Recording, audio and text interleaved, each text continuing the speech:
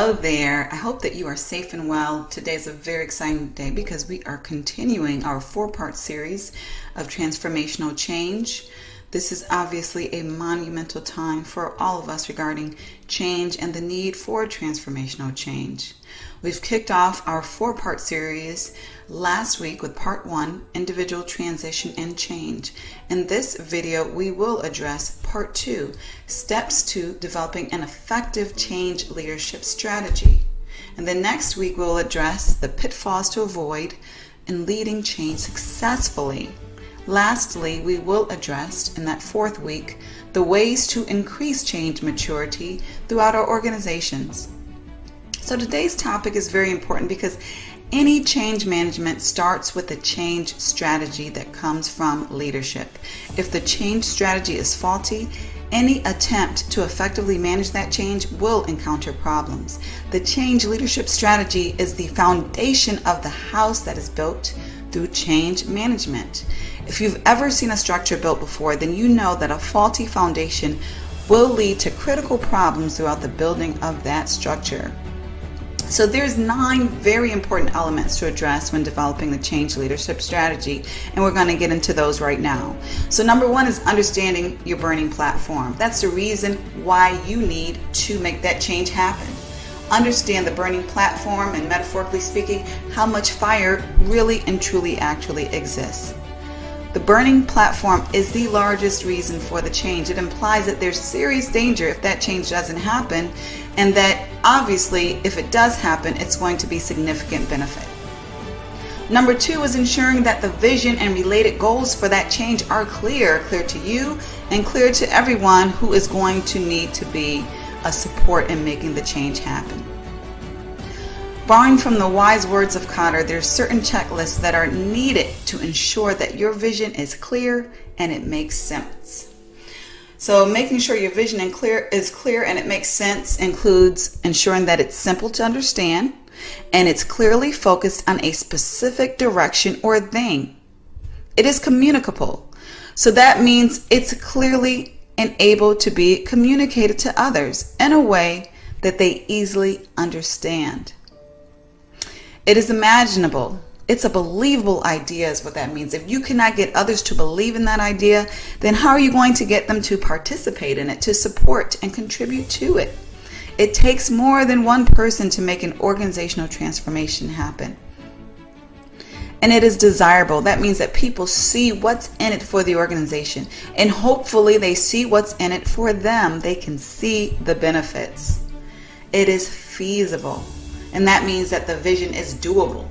So it's not just benefits that are tied to it, but they know you've done your due diligence, you've done your research to ensure that this vision can actually be implemented in a reasonable way successfully. And lastly, you want to ensure that your vision is flexible. A vision is an idea, it's a picture. It's not the implementation itself. So when you're embarking on something new, then you must expect that unexpected to happen. You must anticipate the need to adapt and be flexible. And this is more true the bigger that transformational change is. So number 3, as far as the strategy steps that are needed for change leadership, all alternatives should be identified. Sometimes as leaders, we want to know exactly what we want to do, and we don't want to see any B or C option. And that's fine if your mind is made up, but you want to be educated on those alternatives. You want to ensure that those alternatives have been vetted and compared to the present vision, compared to based upon costs and benefits. You want to do your due diligence, your analysis to ensure that the organization is truly making the best decision and is prepared to address that inevitable skepticism that will arise with almost any transformational change within an organization. Number 4, the sponsors for the transformational effort need to be identified, present, powerful, and known.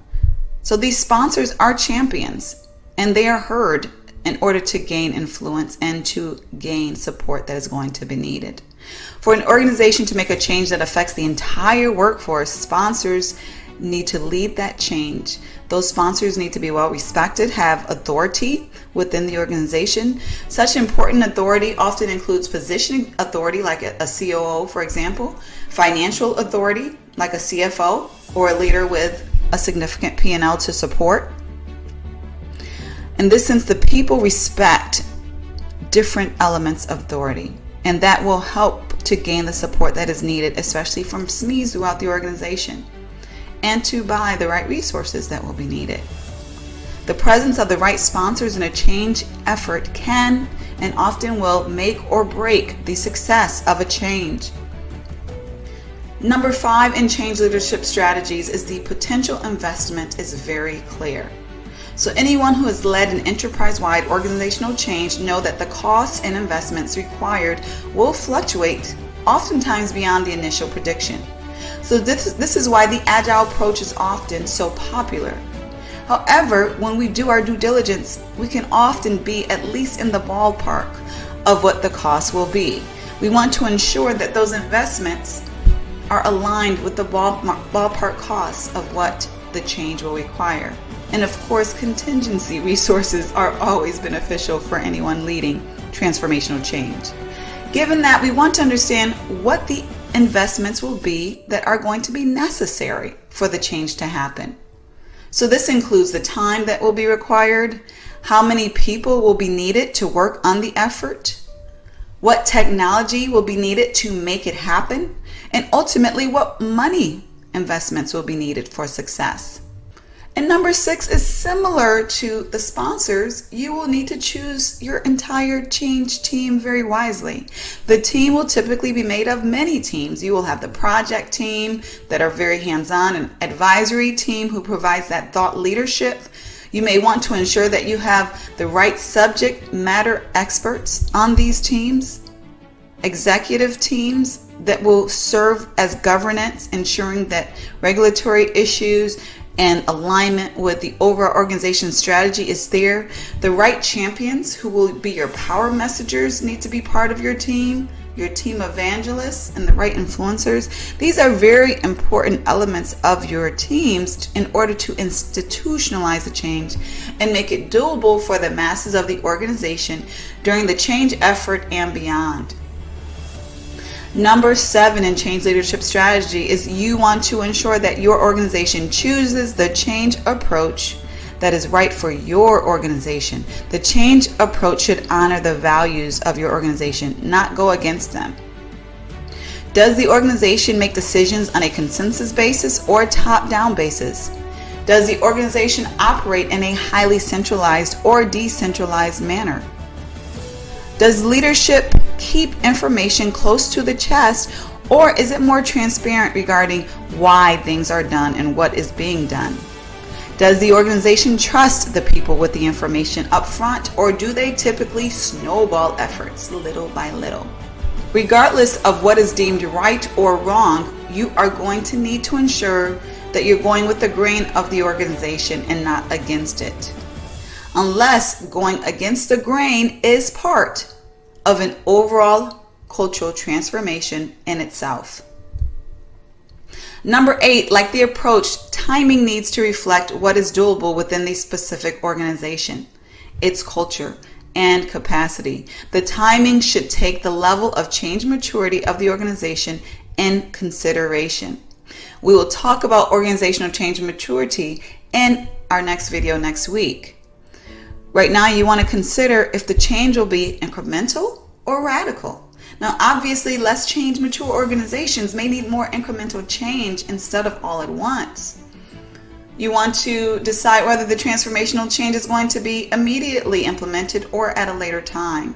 Is this a transformation that needs to be sold for a couple of years before it's accepted, or immediately starting to roll out?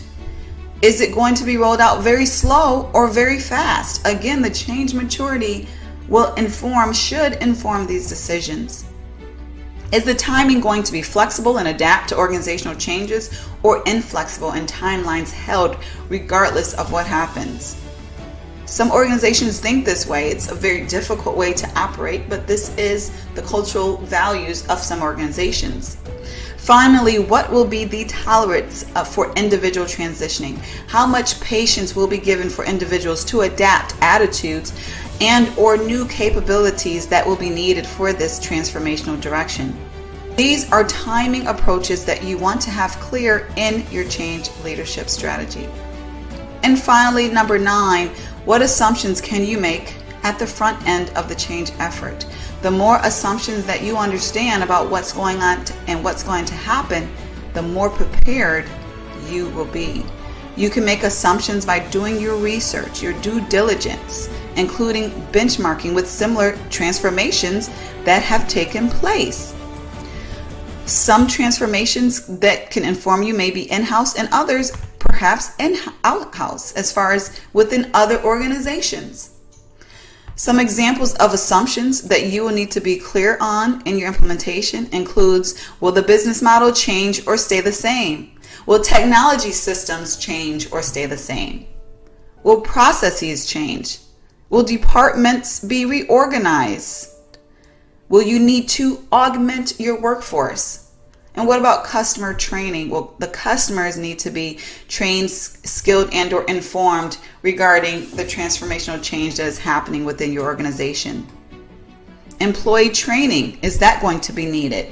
What are the planned business interruptions? What are the unplanned business interruptions? Will there be a specific dollar limit to making this change happen? Will there be a specific time limit? So your assumptions can obviously be endless based upon the needs of your organization, but you do want to be clear regarding what they are.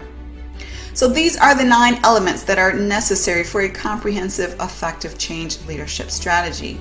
To learn more about how to bring change to your organization in an effective way, or to explore the change certification programs for your organization and various classes related to that, check out the more information that is available through the link. You can also, of course, always schedule any time with me. Exploratory session is available complimentary through the links that are available as well. I wish you the best on your transformational change. More than likely you are going through one, just because most organizations are right now, if for no other reason due to COVID. Wish you the best. Share this information with anyone who you believe will benefit, whether it's a colleague or a friend, and have a great day. Take care.